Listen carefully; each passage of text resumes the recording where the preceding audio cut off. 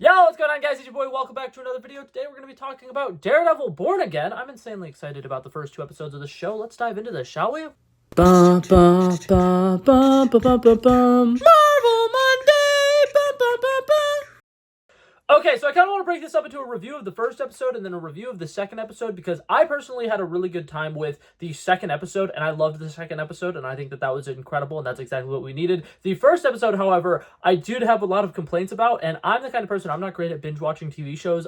When it comes to, okay, they released both of these episodes on Tuesday, I watched one on Tuesday, I watched the other one on Saturday, so I had a giant gap in between watching these episodes, and I will admit, after watching the first episode, and that being the only episode of Daredevil Born Again I'd seen, I was kind of on the side of everybody who was kind of saying, okay, well, this show doesn't look like it's off to a really good start. I was kind of on the fence with, okay, well, they did the obvious thing that everybody's expecting to happen. I'm not going to say it in case you haven't seen it. I don't want to issue a spoiler warning. But they did this thing. It's insanely predictable. The way that they do it does feel very satisfying. I do think it is an incredible sequence. However, it has a lot of similar issues with like sequences like Maria Hill in Secret Invasion, where it's like, okay, well, we killed off this character, but because we immediately move on to the next thing, you don't really have enough time to feel that, love and that kind of like mourning and grieving feeling that you should have. I do think that the sequence itself is incredibly emotional. Seeing the way that Matt reacts to it is incredibly emotional. Deborah Ann Wolf, her acting performance is absolutely phenomenal. I mean, the sequence where Bullseye gets thrown to the ground and she's literally like freaking out because she thought that Matt probably just also died and she's thinking that she just lost both of her best friends in the time span of 10 minutes.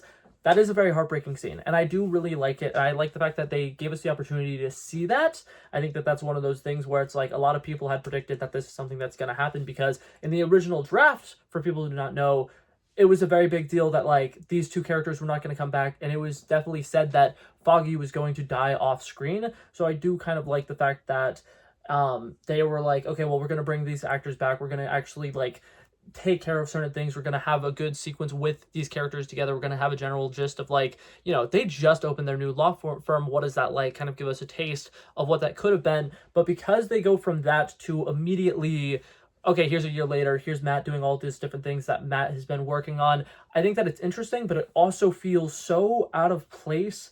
And it almost does feel like something that is plugged in, and it's kind of like a big deal right now with a lot of Marvel projects that like they're doing a lot of reshoots, they're doing a lot of reworking of things. There's a lot of sequences that you can tell when they've just placed this into it. And for the most part, even though I like the action sequences, I love the stuff that they're doing with the camera work. I feel like the cinematography is really interesting with them like widening the lens to make it more cinematic, to them, closing it in. And then like when Matt is hearing things from far away and we're kind of like getting his bird's eye POV of like zooming into where the thing he's listening to is, I think that that's really interesting. I think that the hallway fight / staircase fight sequence that we have with Bullseye and Daredevil is incredible. I think that there are a decent bit of moments where it's cutting and it's a little choppy and it's hard to understand fully what's going on, but a lot of the big moments that we need to hit big are hitting big, and I think that they're doing a really good job of once again showcasing the exhaustion. I think that that's something that is huge with the Daredevil character, and it's something that makes him one of my favorite superheroes of all time, him and Hawkeye, is they're regular humans. They are fighting and fighting and fighting. They have to take a second to breathe. They get exhausted. The longer you're fighting, the more you're getting stabbed and punched and kicked or whatever, the harder it's going to be for you to land your punches. And they do such an incredible job of showcasing that. And especially with this fight sequence, he's running up a flight of stairs.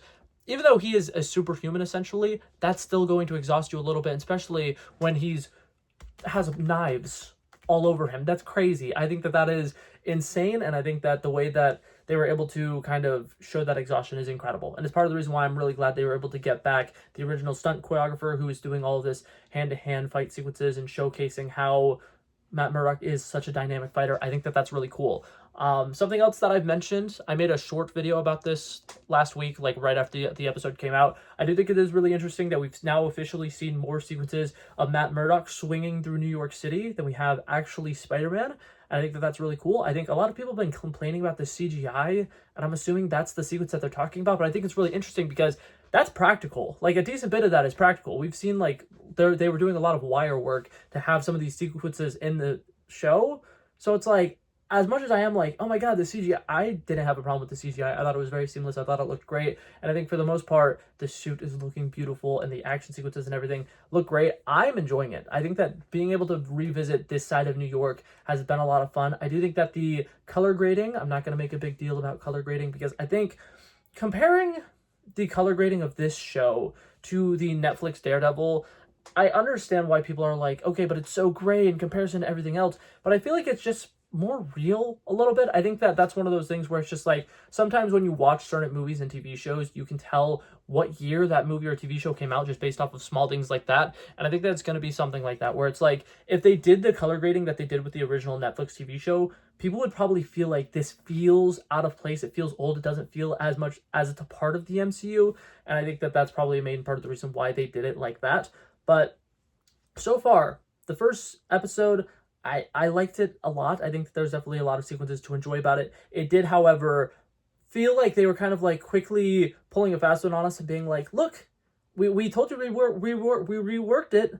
Here's us reworking it. Here's all these different things. This is what you guys wanted. We have Bullseye in the show now. Look, there's Bullseye. And then, Karen and Foggy showing up and you're like, oh my God, yay, Karen and Foggy are going to be in the show. And then they send them away. And then it's like, okay, well now we're starting fresh. So this could actually be what we originally wanted this season to be. So that's why I was kind of like going into the second episode, I was like, oh no, this is going to be a lot more similar to that episode, the original version of the show, which was getting a lot of bad reviews, where it was kind of rumored that Matt Murdock doesn't become Daredevil until episode 4 or something like that. So it's like, I am a little stressed out, but then, like I said, I watched episode 2 like 4 or 5 days afterwards. I had a lot of discussions with people on the internet talking about how like I'm a little concerned about this show going forward because I hadn't seen the second episode yet. And the second episode, in my opinion, is probably how they should have started this show. I like jumping straight into the action. I like the fact that they're doing a lot of like show don't tell. Matt Murdock, we jumped a year forward. He has his new law firm. I think it's Murdock and Murphy, something like that. Somebody correct me if I'm wrong. I can't remember what the name of the girl that he partnered with is, but they have their new law firm. They're doing a lot of the stuff that they liked to do when it was, Nelson and Murdock. I like that. I think that that is really interesting. And I do, for the most part, really like the fact that we're starting to focus a little bit more on the lawyer side of things. I think that that is really exciting. I think the courtroom sequences are really what makes Daredevil a lot more interesting than a lot of these other characters. And it's one of the big things that like I hated about She-Hulk was they kept advertising, this is going to be a legal drama. It's going to be a legal drama. There's going to be a lot of legal comedy stuff. There's going to be like a court case of the week. And then we didn't get that. I like that this show is not shying away from that. I like the fact that Matt Murdock is somebody who is incredibly well-spoken, and we're going to get to see that more. I'm incredibly excited about it. And I do think the fact that he's kind of having his own law firm, it allows for something really interesting, which is a lot more of him actually doing the lawyer stuff, because I don't remember the 3 seasons of the Netflix version as well as I probably should, but I do remember it constantly being a thing that like Foggy had to go on by himself and do a lot of these closing statements, and Foggy himself was incredible at this. And it was one of those things where it's like Matt Murdock was always so focused on being Daredevil that he didn't get to be a lawyer as much. So I'm glad to see we're going to get a little bit more of that balance in this. I think that the action sequences, once again, for the most part, pretty decent. I think that the stuff with White Tiger accidentally fighting some undercover cops was very interesting. I'm incredibly excited to see what they're doing with that storyline, with there kind of being corrupt cops that have a Punisher tattoo. That's really interesting. I'm very excited to see Frank Castle in this TV show, and I'm really intrigued to see how far Marvel is going to go with this, because Marvel tends to play things safely. I think that it's one of those things where for the longest time we're always like, well, no, they're going to actually finally be dark now. And then like they showed, certain sequences from Deadpool and Wolverine, and we're like, yeah, rated R. And then they showed certain sequences from Echo during the trailers of Echo where it's like, oh my God, we're going to get some really cool violent stuff. And then they kind of like are like, nope, it's actually not that bad. So for this show, I've been really nervous because a lot of the promotional stuff has been like, look at how violent and gory this show is. But they did that with Echo last year, and Echo ended up not being that bad. So for this show so far to be as gory as it is very exciting. We're actually getting some cool action sequences and a lot of very mature topics, which I think is going to be very interesting. So I'm incredibly excited about it. I think that this show is starting to take steps in the right direction. I think that a lot of the new characters they're introducing are interesting. I'm really excited to see what's going on with BB Urich. I think that that is a very interesting character to kind of introduce here. Somebody who's working on the media side of things is always fun to have. And I do think it would be really interesting if by the end of this show, she ends up working with the Daily Bugle or something. I don't know if they're allowed to use the Daily Bugle, but I do think that that would be cool to kind of like tie in some Spider-Man-esque characters, because we've got a reference to Spider-Man, and obviously they can't use Spider-Man, but it would be really cool if we got some kind of things that acknowledge that Daredevil and Spider-Man have interacted in some way, shape, or form, because it's one of those things where it's like all these different heroes, all these different characters are in New York. I would love to see them interact with each other. And I like that we're getting the White Tiger, and I like that we're getting the Punisher, but like, give me a Kamala Khan cameo, give me a Kate Bishop cameo. I would love it. I'm kind of upset that we haven't referenced Hawkeye at all. I understand that it's not that important of a thing, but like the fact that they've done multiple things to kind of bring back the fact that Kingpin was in Echo, but they haven't done anything to deal with the fact that he's fought an Avenger. I feel like that would be a really big deal to kind of mention that there's an Avenger that's scared of Kingpin. You want to make Kingpin look like this very scary villain again.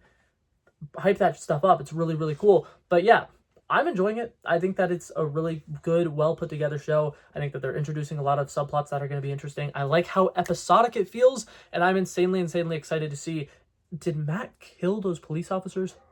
The fight sequences at the end kind of make it seem like he killed those police officers, and I am insanely intrigued about it. I think that it would be a very interesting way to go if he's kind of drawing a line, and we could kind of get, payback from that line in season 2 where, Punisher is talking to him and he's just like, you're one bad day away from being me, and then like him killing some police officers would be really interesting. I'm also excited to see how that plays out with like the court stuff, because okay, well, these people just randomly got attacked. That's not going to look great on the White Tiger. Who knows? It's very interesting. But yeah, that being said, that was it for this video, guys. Thank you guys so much for coming by and checking it out. I love and appreciate you guys so much for watching. If you liked it, feel free to like and subscribe, and I'll hopefully see you guys in the next one. Peace out. Bow, bow, bow.